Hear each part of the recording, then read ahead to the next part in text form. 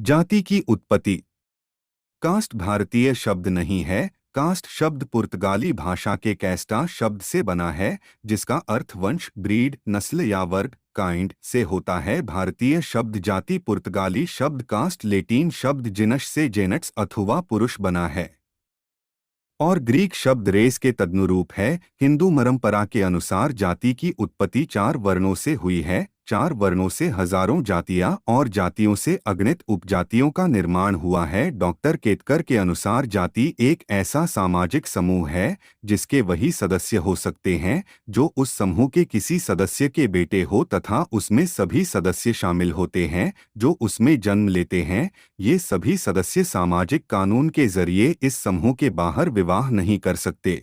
इनमें से हर समूह का अपना अलग अलग नाम होता है। जाति के अपने चिन्ह, लक्षण, प्रतीक, प्रतीकात्मक कृत्य तथा नियम और रिवाज होते हैं। बड़े समूह को जाति और छोटे समूह को उपजाति कहते हैं। जाति की अवधारणा वर्ण व्यवस्था से उत्पन्न हुई है। वर्ण से जाति, जाति से उपजाति, इसी प्रकार कुल और गोत्र बने। गोत्र जाति के भीतर एक इकाई है। गोत्र या गोत शब्द गाय के गोठ से निकला है। गाय के गोठ अथवा समूह की तर्ज पर ही किसी एक परिवार के विभिन्न सदस्यों के समूह को गोत्र कहने की परंपरा चल पड़ी। गोत्र का नामकरण परिवार के उस मुखिया पर होता है जिससे उस परिवार का विकास होता है अथवा वंश का निर्धारण होता है। गोत्र या गोत को ही गोतिया कहा जाता है। एक गोत्र के व्यक्ति सिद्धांत रूप में किसी एक व्यक्ति की संतान होते हैं, इसलिए गोत्र में विवाह होता है। सिर्फ यह देखा जाता है कि वरबहू की कुछ पीढ़ियों में कोई समान पूर्वज ना हो। सगोत्र विवाह केवल गैर ब्राह्मण जातियों में ही होता है, ब्राह्मणों में नहीं।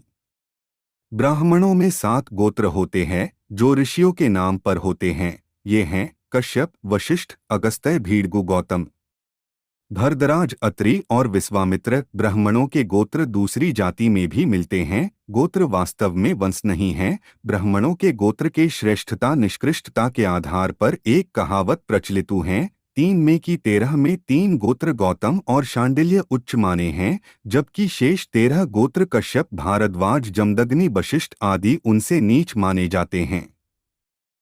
आमतौर पर जहां जाति में विवाह होता है वही गोत्र से बाहर भी विवाह होता है, किंतु ऐसा सिर्फ ब्राह्मण जातियों में ही देखा जाता है। अर्थात उच्च गोत्रीय ब्राह्मण और नीच गोत्रीय ब्राह्मण में परस्पर शादी संबंध स्थापित किया जाता है। ब्राह्मणों में सकलदीपी सकदीपीय ब्राह्मण को छोड़कर सगोत्रीय विवाह नहीं होते हैं। ब्राह्मणों ने अपनी जाति में विषमगोत्र और बहुजन में सगोत्रीय विवाह की परंपरा स्थापित की। इसके पीछे उनका भारी स्वार्थ था। ब्राह्मणों की संख्या और गुणवत्ता बढ़े तथा बहुजनों की संख्या और गुणवत्ता कम रहे। क्रमशः सगोत्रीय और विषमगोत्रीय विवाह के सिद्धांत स्थापना का उनका उद्देश्य था। इसमें वे सफल रहे। वैज्ञानिक दृष्टिकोण से भी सगोत्रीय विवाह निषेधजनक है, क्योंकि गोत्र की उत्पत्ति एक व्यक्ति से मानी जाती है और उसी के नाम पर गोत्र का निर्धारण होता है। जैसा कि पीछे हमने आपको बताया है, एक ही व्यक्ति से उत्पन्न स्त्री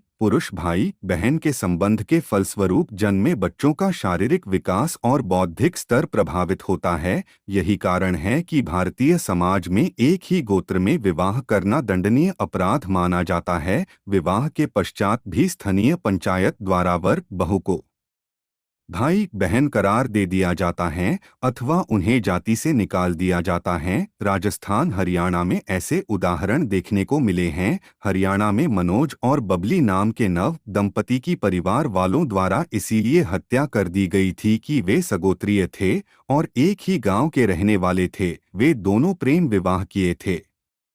ब्राह्मणों ने भारत के मूल निवासियों को हजारों जातियों और उपजातियों में खंडित किया, उनमें आपसी जाति भेद पैदा किया। इसके बाद फिर एक ही गोत्र में रोटी बेटी का संबंध स्थापित करने का खतरनाक सामाजिक नियम बनाया ताकि विशाल बहुजन समाज सिमटकर एक छोटे समूह में रह जाए और ब्राह्मणों का गुलाम बना रहे। यही कारण है कि बहुजन आज जाति और गोत्र के बाहर विवाह संबंध स्थापित करना पाप समझता है। यही उदाहरण बहुजनों के दुर्गति का कारण बनी। अब समय आ गया है कि बहुजन विवाह के लिए जाति और गोत्र का इंतजार न करें, इसी में उसकी उन्नति और प्रगति निहित है। प्रारंभिक आर्यकाली भारतीय समाज में केवल 3 ही वर्ण थे, पुरोहित वर्ग योद्धा वर्ग और वैश्य वर्ग कृषि अथवा सेवक वर्ग। पुरोहित फॉर्मे का कम यज्ञ अथवा पूजा पाठ का संपादन, योद्धा का कार्य रक्षा और वैश्य का काम अनाज पैदा करना और शूद्र का काम सेवा कर्म करना था।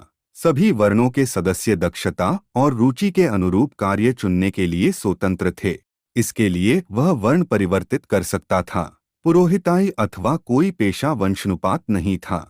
एक वर्ण को दूसरे वर्ण से मेल जोल स्थापित करने पर को प्रतिबंध नहीं था। सभी वर्णों में परस्पर बेटी रोटी के संबंध आस्थापित होते थे। आज की तरह उस समय कोई जाति व्यवस्था नहीं थी। वेदकालीन में न तो ब्राह्मणों को कोई विशेषाधिकार प्राप्त थे और न ही शूद्र को नीची निगाह से देखा जाता था। वेदों में पुरोहित अथवा ब्राह्मण जाति के रूप में नहीं बल्कि पेशे के रूप में प्रयुक्त हुआ है। ब्राह्मण शब्द की उत्पत्ति ब्रह शब्द से हुई है, जिसका अर्थ होता है मंत्रोच्चार करना। किसी भी पेशे को कोई सामाजिक विशेषाधिकार प्राप्त नहीं था। कोई भी व्यक्ति किसी भी पेशे को चुनने के लिए स्वतंत्र था। एक ही परिवार का अलग अलग अपनी रुचि के अनुसार अलग अलग कार्य चुन सकता था। यह बात ऋग्वेद से ही पता चलती है।